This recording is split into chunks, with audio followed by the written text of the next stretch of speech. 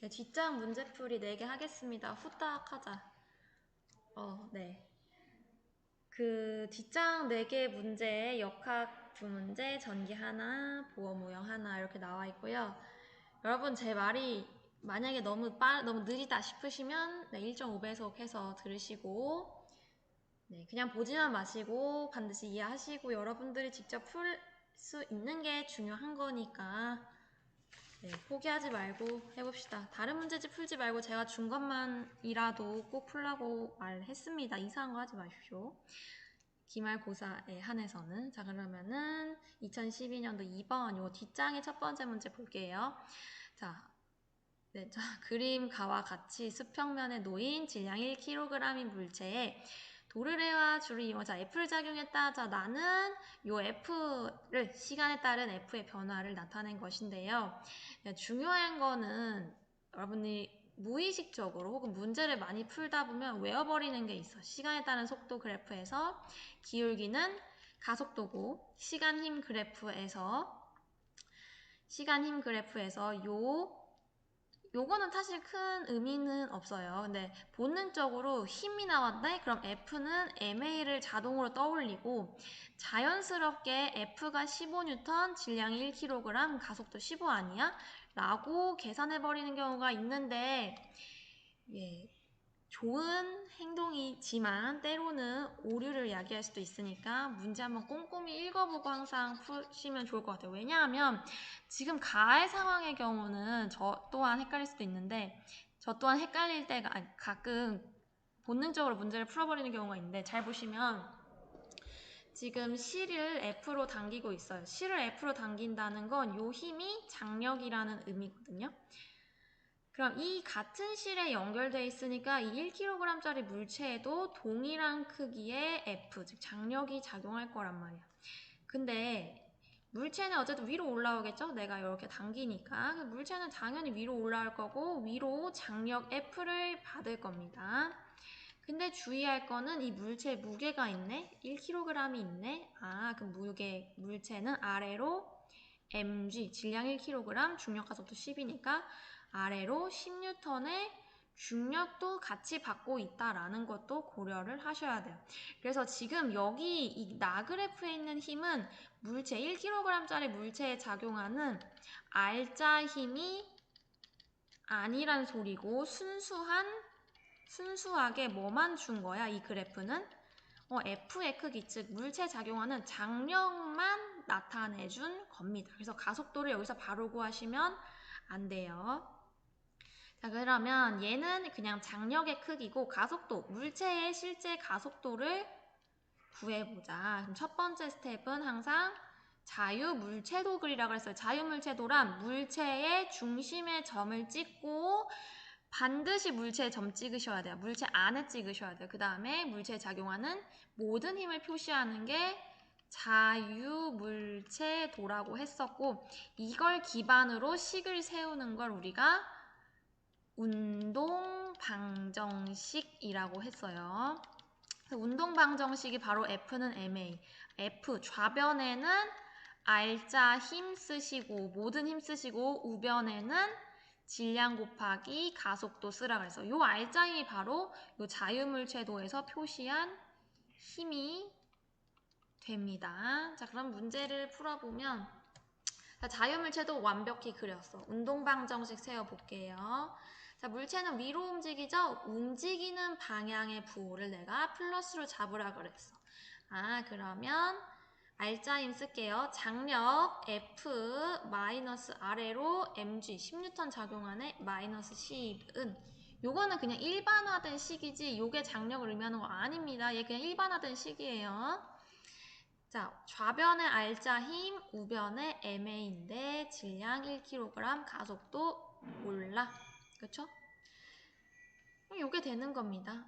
가속도 구하자. 그럼 0에서 1초 동안 가속도 구하고 싶어. 0에서 1초 동안의 장력은 15네.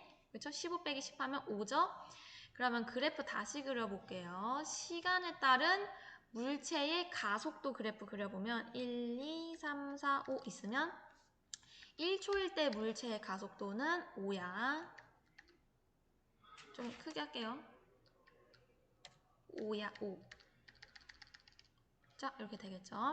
자, 그 다음 1에서 3초 동안에는 힘이 10으로 약해졌지.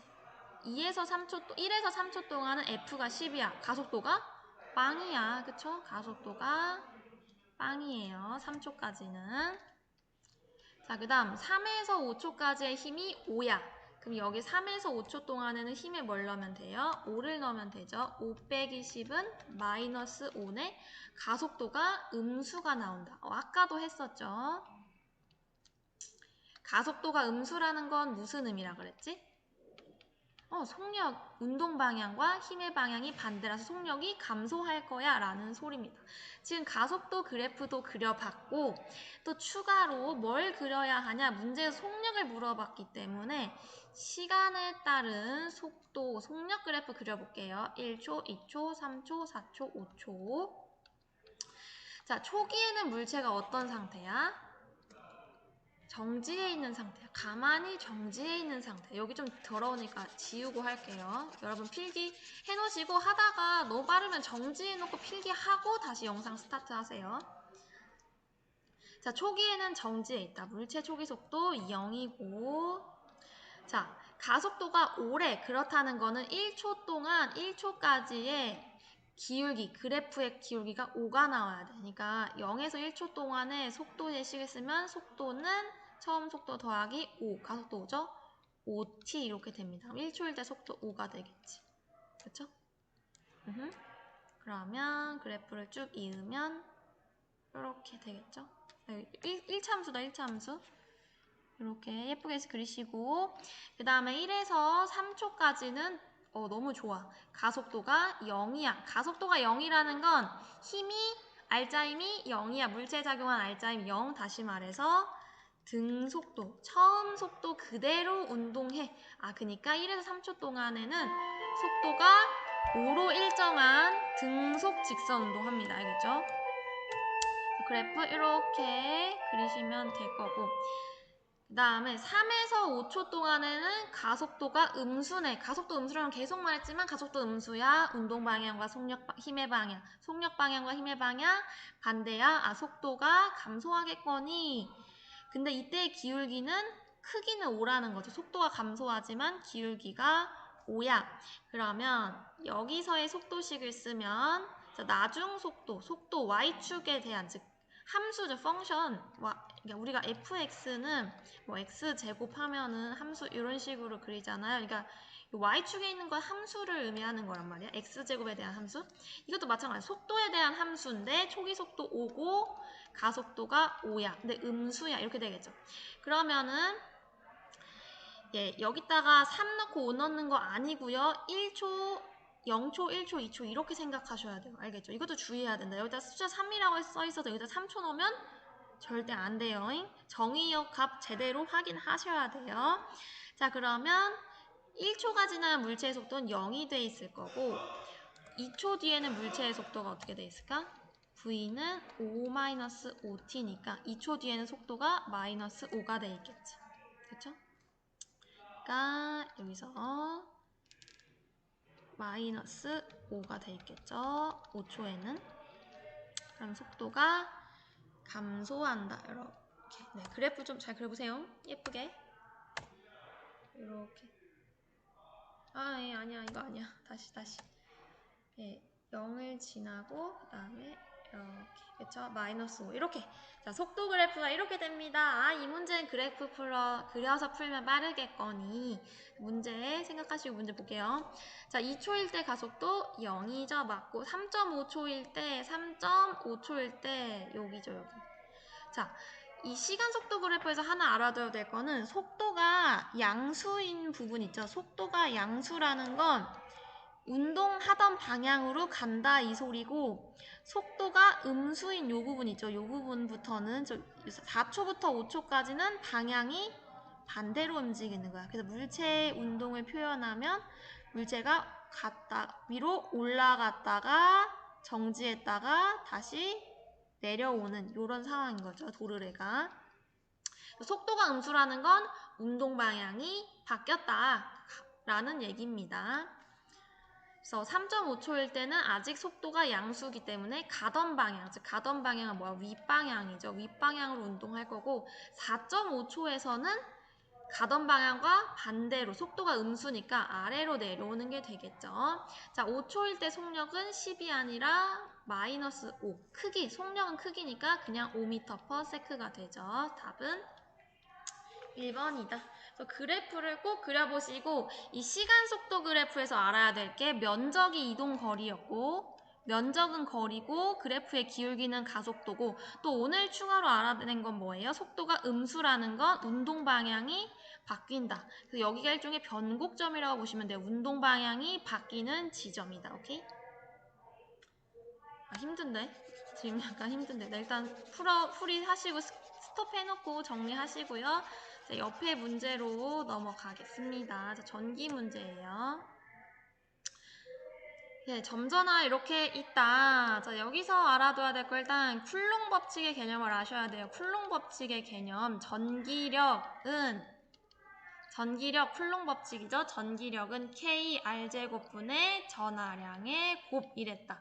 이때 R은 두 점전화 사이의 거리고 Q1, Q2는 각각의 전하의 전하량이 되는 거죠. 네, 그래서 지금 옆에가 수업하고 있어서 조금 시끄러운 것 같은데 내가 그냥 할게요. 네, 이렇게 하시면 됩니다. 그래서 이 공식을 외우는 것도 중요하고 더 중요한 거는 전기력이란 건 뭐에 비례하냐? 거리의 제곱에 반비례하고 전하량의 두 전하량의 곱에 비례한다라는 사실을 알아두셔야 돼요. 그래서 지금 A랑 B가 뭔지 몰라. A, B, C 뭔지 몰라. 근데 예를 들어서 뿔뿔 마라고 해봅시다. 그럼 A, B 사이에는 서로 밀어내는 전기력, 즉 청력이 이렇게 작용할 거야. 그래서 A, B 사이에 작용하는 청력. 힘은 반드시 짝을 이뤄서 존재한다 그랬죠? 작용, 반작용 항상 짝을 이루기 때문에 두 전하의 동일한 크기의 힘이 전기력이 작용하고요. 전기력 힘이죠. 전기적 힘. B와 C는 풀만해? 그럼 서로 당기는 인력이 작용하네. 그쵸? 이렇게 당기는 인력이 작용할 겁니다. FBC, FBC. 오케이? 그러면 A랑 C는 서로 멀리 있으니까 힘 작용 안 해요? 아니죠. 작용합니다. A랑 C 서로 부호 반대니까 인력 작용하겠죠? A, C 사이에 작용하는 힘 그려보면 이렇게 FAC, FAC 이렇게 작용합니다. 그래서 점전하가 3개일 때는 점전하 하나당 힘 2개를 받습니다. 오케이? 그럼 Q점에는 전기력 있어요? 없어요. Q점에는 전기장만 물어보는 거예요. 전기장을 물어보는 거예요. 전기장은 뭐냐? 여기에 플러스 1 쿨롱짜리 점전화가 있다고 생각하고 이 플러스 1 쿨롱짜리가 받는 힘의 방향을 의미하는 겁니다. 그러니까 여기에 그냥 플러스가 있다 생각하고 힘의 방향을 계산하시면 돼요. 네, 힘의 방향이다 라고 생각하면 될 것 같아요. 전기장은 힘의 방향이다. 네, 그래서 하나만 조금 더 추가적인 설명을 하자면 물리원에서는 쿨롱 법칙을 온전히 쓰라는 문제는 절대 낼 수가 없어요. 요거는 절대 낼 수가 없고 그렇기 때문에 물리원에서는 보통 어떤 형식의 문제가 많이 나오냐? 비례 반비례를 이용한 비례식 문제가 많이 나와요. 그렇기 때문에 제가 전기력 공식을 외우지 말라고 하되 외우지 않아도 되지만 전기력이란 건 거리 제곱에 반비례하고 전하량 곱에 비례한다는 걸 왜 알아두라 그러냐면 결과적으로 비례 반비례를 계산할 때 우리는 요 거리가 얼마나 변했냐 전하량의 크기가 얼마나 변했냐 이거를 토대로 힘의 크기를 대소를 비교하는 거지 정확한 힘을 물어보는 문제는 없단 말이에요. 여기도 보면 크기 비교하라 그러잖아요. 그렇기 때문에 이 쿨롱 법칙을 외운다기보다는 이 전기력의 어떤 원리, 즉 거리에 반비례하고 곱에 비례한다는 이 전하량 곱에 비례하는 이 원리를 알아두시고 여러분들이 대소 비교를 할 수 있고 비례식만 세우면 문제가 훨씬 간단해지는 경우가 너무 많아요. 물리원은. 그래서 일단 그런 설명을 했고 그러니까 너무 어렵게 생각하지 말라는 거고 공식이 더럽다고 이 공식 어떻게 외우지? 생각하지 않으셔도 되고 공식의 핵심을 알아라. 물리원은 요겁니다. 그래서 보시면 P에서 A와 C에 의한 전기장이 0이래. 여기서 작용하는 힘이 0이라는 소리야. 그러면 자연스럽게 자 A는 플러스니까 발산하는 전기력을 만들어낼 건데 잠깐만요. 이거 발산하는 전기장을 만들어냅니다. 예. 이거 약간 교육과정에서 살짝 2000 벗어난 건가 싶은데 아닌 것 같고 해봅시다. 자, 플러스는 여러분, 플러스는 일단 그냥 기억하세요. 전기장을 발산하는 전기장을 만들어내고 마이너스 전하는 수렴하는 전기장을 만들어내. 전기장이 뭐냐 하면 우리가 살고 있는 건 중력장이야. 우리가 살고 있는 곳은 중력장이야. 즉 중력이 작용하는 필드, 공간이란 소리거든요. 중력장의 방향은 아랫방향이지. 마찬가지로 이 플러스랑 마이너스 요 예를 들어서 이렇게 됐다고 하면 이 전하들 사이에도 전기력, 중력장에선 중력이 있고 전기력이 있다는 건 전기장이 있기 때문에 전기력이 있는 거거든요.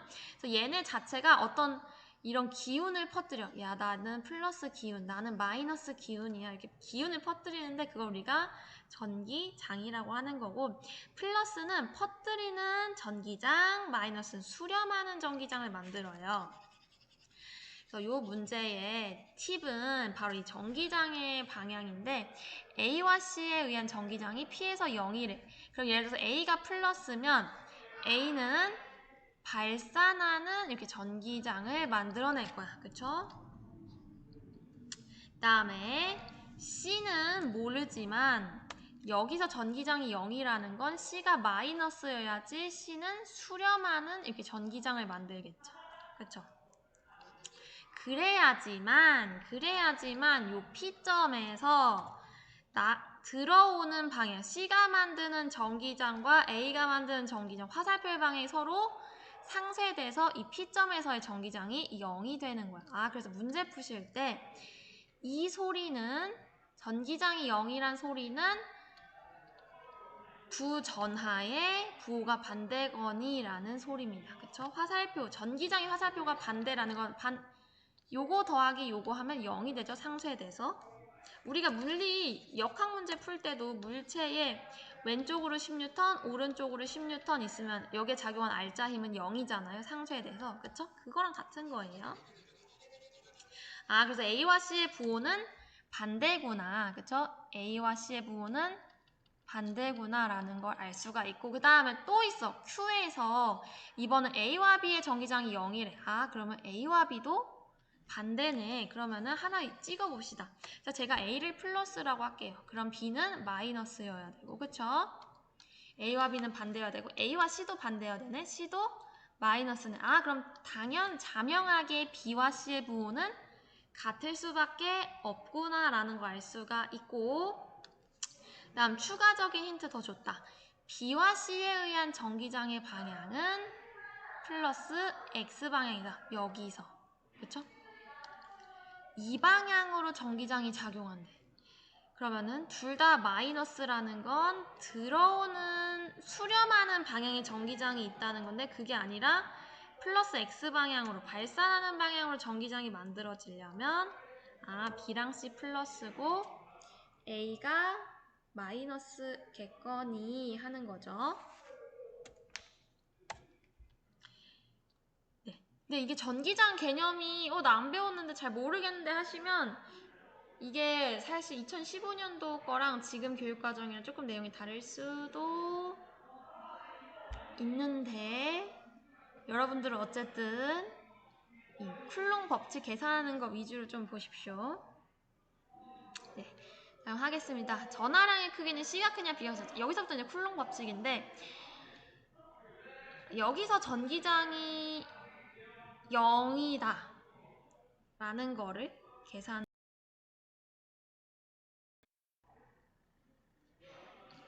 여기서 전기장이 0이다. 전기장이 0이다. 네. 전기장은 여기에 그냥 플러스 1쿨롱짜리가 있다 놓고 생각하라 그랬죠? 자, 그러면은 자, A와 C가 여기에 만든 전기력 계산해 볼게요. 자, A와 C 사이에는 서로 이렇게 당기는 전기력 있어요. 그러면은 그걸 F라고 해보자. A의 전하량을 Q라고 하자. 그 다음에 C의 전하량은 어떻게 될까요? 거리가 하나, 둘, 세 배니까 상쇄돼야겠죠. 플러스니까 플러스는 밀어내는 청력이 작용하겠지. A와 C 사이에는 이런 힘이 작용할 거고, 아니 여기 있는 1쿨롱 테스트 차지 1쿨롱짜리 시험 전화라고 합시다. 여기 플러스 1쿨롱짜리가 있는데 얘랑 C 사이에는 밀어내는 청력이 있고요. A랑 요 사이에는 A와 얘 사이에는 당기는 인력이 있어요. 근데 요게 얘 입장에서는 전기장이 0이라는 건 전기력이 0이다라고 생각하면 되거든요. 플러스 1쿨롱짜리에 작용하는 전기력이 0이다. 얘에 작용하는 전기력이 0이라는 건 요 두 개의 크기가 같고 방향이 반대여야 돼. 그러니까 A가 작용하는 힘을 F라 그러면 C가 작용하는 힘도 F가 돼야 되는데 거리가 9배가 됐네? 그죠? 9R제곱분의 QC고 얘는 R제곱분의 Q인데 그러면 C의 전하량은 9Q가 되겠다. 이렇게 되죠. 요것을 공식을 써서 정확히 계산하실 필요가 없고 힘이 같은데 거리가 3배가 됐다는 건 전하량은 9배가 됐다. 이렇게 보시면 돼요. 왜냐하면 F는 R제곱분의 Q기 때문에 거리가 3배, 즉 9배가 되면 Q도 9배가 돼야지 힘이 유지가 되겠죠. 그럼 B의 전하량도 구해볼까? B의 전하량은 어떻게 구하면 되냐면 여기 이용하시면 돼요. AQ에서 AB에 의한 전기장은 0이다. 그럼 Q에 1쿨롱짜리 놓고 생각해. 1쿨롱짜리 놓고 전기력이 0이다. 전기장이 0이다. 즉 전기력이 0이다. 이렇게 보시면 되거든요. A와 B가 이제 Q에 만드는 거. 자, A 아까 맞불불이었죠? A와 이 테스트 Q에 있는 전하 사이에는 부호 반대니까 인력이 작용할 거고요. 그 다음에 B와 Q는 부호 같은 애 밀어내는 힘 작용할 거야. 그쵸? 자, A의 전하량 각 Q였고 C의 전하량 9Q였어. 자, 그럼 A와 요 1쿨롱짜리 사이에 작용하는 전기력을 구하게 되면 F는 R제곱, 9R제곱분의 Q. 1 곱하기 Q니까 Q고. 그 다음에 B와 Q 사이에 작용하는 전기력을 구하면 R제곱인데 거리가 2배죠. 얘는 3배, A는 3배였는데 그러면은 4R제곱분의 모르죠? 몰라. QB. 근데 두 개가 크기가 같아야 된대. QB의 크기는 그럼 몇 되는 거야? 응, 맞아요. 9분의 4Q가 되는 거죠.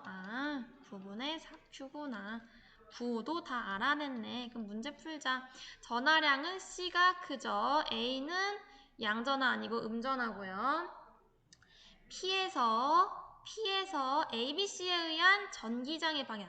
즉 이거는 P점에 플러스 1쿨롱을 놓고 전기력의 방향을 구해라 라는 소리거든요. 여러분 전기장 나오시면 그냥 1쿨롱짜리가 여기 있어 라고 생각하고 전기력 구하면 돼요. 자, 그러면은 계산해 봅시다. 자, P점에서 전기력 구해 볼게요. 자, A가 만드는 전기력 플러스랑 마이너스 사이에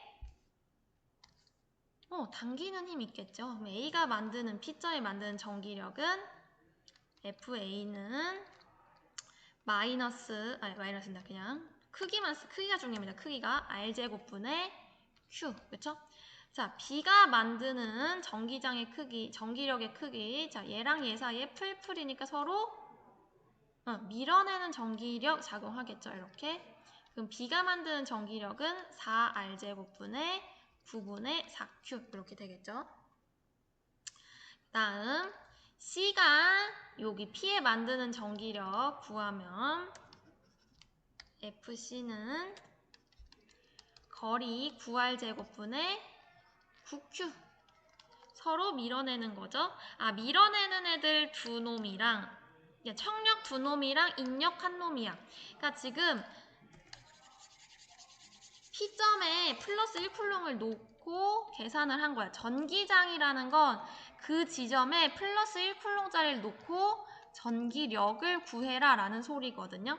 그래서 A는 마이너스 B 이렇게 플러스 나왔는데 A와 C 사이에는 서로 당기는 힘, 그 다음에 B와 P 사이에 그러니까 A랑 얘 사이에 얘를 시험 전화라고 합시다. 시험 전화. 그러니까 시험하려고 놓은 거야. 그러니까 시험 전화와 A 사이에는 인력. 그 다음에 B와 시험 전화 사이에는 같은 부호니까 청력. 그 다음에 C와 시험 전화 사이에는 같은 전화니까 청력 이렇게 작용해. 그러니까 요 P 입장에서는 시험 전화 입장에서는 C가 주는 힘의 부호가 방향이 반대고 B가 주는 부호의 힘의 방향이 마이너스 방향이고 A와 작용하는 힘의 방향이 플러스 X 방향이니까 방향을 이렇게 표시합니다. 그래서 이 전기력에서의 부호는 방향이야. 그래서 P점에서 1쿨롱에 작용하는 전기력의 크기를 구해라 라고 하면 P점에 작용하는 전기력의 크기는 R제곱분의 Q 마이너스 9R제곱분의 9Q 마이너스 9R제곱분의 Q 이렇게 되죠. 이거 계산하면 이렇게 하는 거니까. 답이 뭐예요? 얘네 두 개 같으니까 마이너스 9R제곱분의 Q. 반대 방향으로 R자임이 작용하네. 이거 다 더하면 왼쪽으로 힘 하나 이렇게 나오네 라는 걸 알 수가 있다는 겁니다. 그래서 마이너스 X방향. 이게 어렵지만 처음엔 어렵지만 그냥 쉽게 생각하면 자, 얘를 F로 하자. 그럼 얘도 F고 얘는 9분의 F가 되겠네. 이런 식으로 해서 F, 9분의 F, F 다 더하면 9분의 F 이렇게. 이런 식으로 계산하면 돼요. 아무튼 일단 최대한 정확하게 귀찮고 복잡하더라도 이렇게 하십시오. 그래서 요거는 제가 추가적으로 수업 때 더 설명을 좀 더 할게요. 시간이 많이 지났네. 어떡하지? 그냥 할까? 그럼 여기 진짜 빨리 할게요. 자, 이거는 이제 똑같은 걸 반복이니까 자, 얘는 3분 안에 끝내겠습니다. 자, 얘 역에보 쓸게요. 자, 이때 B의 역학적 에너지 0이고 A의 역학적 에너지는 정지에 있으니까 위치 에너지만 있죠. 자, 얘네가 속도를 갖고 땅에 닿는 순간 속도가 있는 거예요. 닿으면 당연히 멈추지. 근데 닿는 순간이니까. 자, B의 역학적 에너지 mgh 더하기 2분의 1 mv제곱. A의 역학적 에너지는 위치 에너지 0, 운동 에너지 2분의 1 2mv제곱. 이게 같다라고 하시면 되죠. 선생님 질문이 있어요. A의 운동량, A의 역학적 에너지랑 A의 역학적 에너지 얘만은 보존 안 돼요? 안 돼요. 왜냐면 장력은 비보존력이기 때문에 비보존력이 있으면 역에보 성립 안 해서 전체로 보셔야 됩니다. 전체로. 전체 에너지가 보존된다 해서 계산하면 EMGH는 더하면 이렇게 돼서 따라서 V 속도는 이렇게 되죠. 계산하시고요. 자, 넘어갈게요. 빠르게. 이제 1분 안에 끝내야 돼. 자, 이거 보호 모형이다. N이 2, 3, 4 이렇게 되어 있습니다. 자, 2층에서 에너지, 3층에서 에너지, 4층에서 에너지인데 이 간격은 점점 좁아질 거예요. 5, 6, 7 이렇게 점점 좁아질 겁니다. 자, 광자인지 전자네. 전자가 여기 있다가 에너지 흡수해서 전이하고 방출해서 떨어진다. 자, 그러면 3인 상태 문제 볼게요. 자, 3인 아이고, 미안합니다.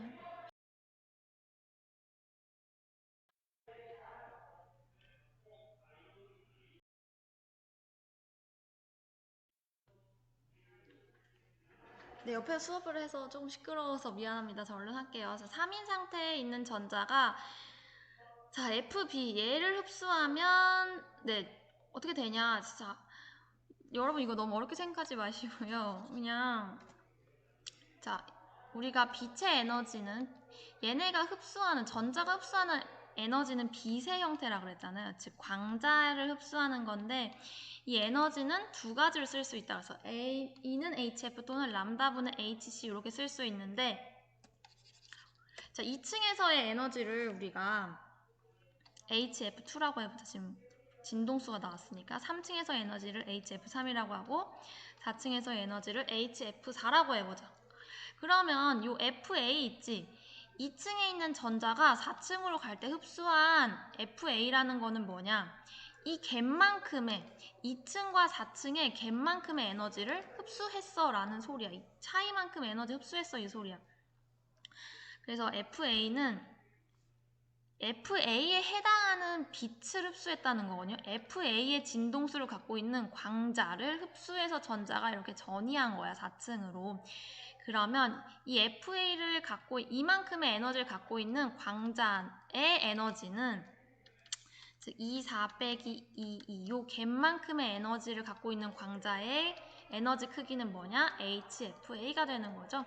그래서 요거는 HF 4층의 에너지 빼기 2층의 에너지 요게 해당하는 겁니다. 그러면 여기도 할 수 있겠지. 전자가 4층에 있다가 이번에는 3층으로 내려왔어. 이때는 에너지 FB의 진동수, FB만큼의 크기의 진동수를 갖고 있는 광자를 방출한 거거든요. 그러면 이것도 계산해보면 자 4층에서 3층으로 올 때는 B만큼의 에너지를 가진 광자를 방출한다.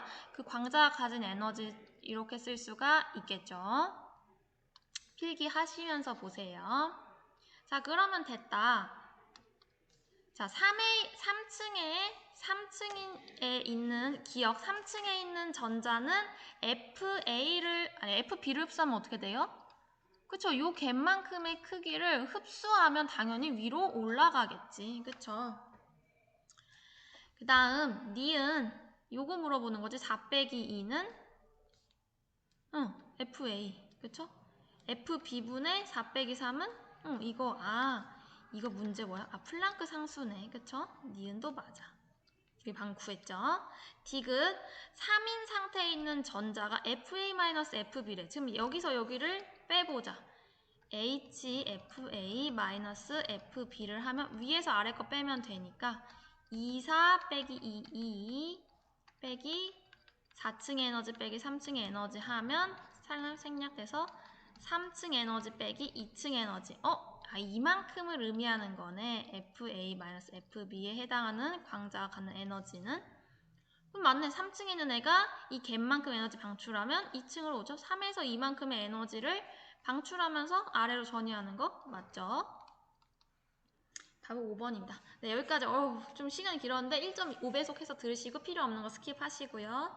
네, 각자 열심히 공부해서 기말고사 잘 보세요.